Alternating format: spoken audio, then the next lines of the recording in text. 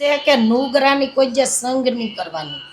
બરોબર. નુગરા નિંદા કરે છે હગા બાપની, વાહ. એટલે એ વાત હાસી છે.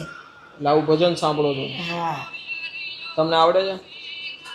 નુગરા નિંદા કરે છે બાપની રે, રાજા રાવણ ને સોના લંકા હતી રે, તોય નાખ્યો રામના ઘરમાં હાથ, નુગરા નિંદા કરે છે હગા બાપની રે.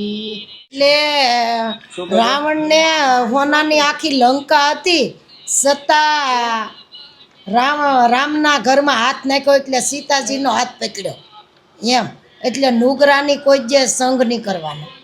बिल्कुल अच्छी बात। समय का केवो चाली रही हो छे न, हमारे मिश्रा जी है ना, वो हमेशा एक बात कहते हैं कि कचरे को पास में बिठाओगे ना तो सुगंध भी आपको कचरे के सुगंध जैसी आएगी, तो कचरे को कभी पास में नहीं बिठाना चाहिए।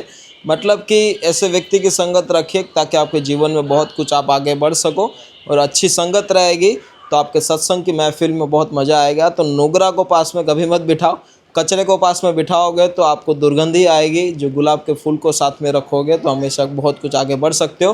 बस यही भजन था। मम्मी का कहने का मतलब यही था कि अच्छे व्यक्ति की संगत कीजिए, और अच्छे व्यक्ति के साथ में संगत रहोगे तो जीवन में बहुत कुछ आगे बढ़ सकते हो।